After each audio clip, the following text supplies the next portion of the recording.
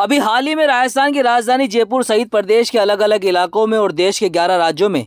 NIA की तरफ से पीएफआई पर हुई कार्रवाई के विरोध में अब मुस्लिम संगठन खुलकर उतर चुके हैं। संगठन के पदाधिकारियों की तरफ से आज प्रेस कॉन्फ्रेंस के जरिए इस बात का ऐलान कर दिया गया कि अगर इस शुक्रवार तक पीएफआई के पदाधिकारियों को रिहा नहीं किया गया तो बड़े आंदोलन का आगाज राजधानी जयपुर से किया जाएगा। इसी के साथ ही पदाधिकारियों का कहना है कि सरकार एजेंसियों का गलत इस्तेमाल कर रही है और एजेंसियां खुद को अदालत समझने लगी है और जो उनका मन करता है वे वही कर रही है। देखिए क्या कुछ कहा पदाधिकारियों ने। सर, आपको मालूम है आज की राजस्थान मुस्लिम फोरम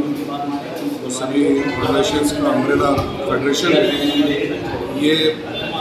उनका मुसाफिर खाने की मीटिंग ओपन फ्रंट और जो कार्रवाई एनआईए के जरिए से अमित शाह और डोभाल की मॉनिटरिंग के जरिए से की गई है, उसके विरोध में रोष प्रकट करने को ये जो दंडात्मक कार्रवाई हो रही है और जो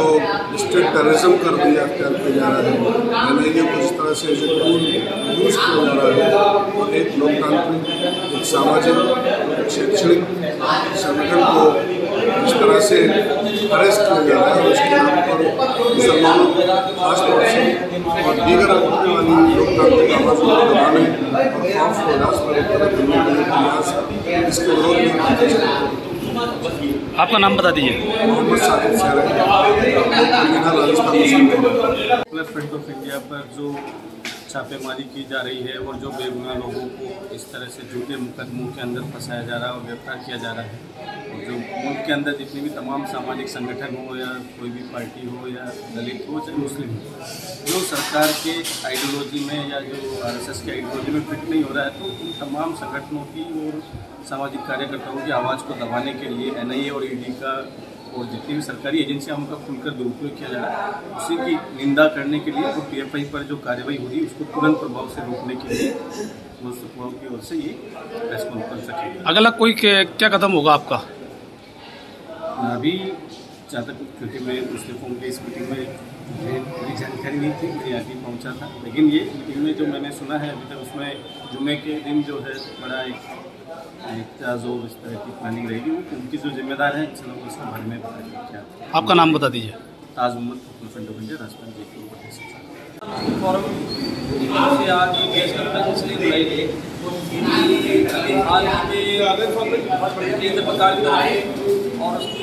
एजेंसियों की तरफ से एनआईए और ईडी की तरफ से जो कार्रवाई है उनके कई स्टेट्स में हुई है पीएफआई के खिलाफ, और ये अभी की बात नहीं है, कई काफ़ी पहले से भी कई साल से इस तरह की चीज़ें की जा रही है सरकार की तरफ से, एजेंसियों की तरफ से। अभी जो कार्रवाई की गई है, जो मुस्लिमों को गिरफ्तार किया गया है, जो ऑफिस पर छापे मारे गए हैं, हमारा कहना ये है कि ये जो तरीका है ये तरीका सरासर असंवैधानिक है, लोकतांत्रिक। अगर कोई सरकार या एजेंसी की तरफ में गलत काम नजर आता है, किसी ने कोई गलत काम किया तो कानून के दायरे में उसका मिलनी चाहिए, लेकिन जिस तरह का माहौल बनाया जा रहा है, जिस तरह के एक डराने का माहौल बनाया जा रहा है, इसके साथ सीधे ये लगता है कि एजेंसियों का और जो संवैधानिक जो हमारे देश के जो इदारे हैं उनका सरकार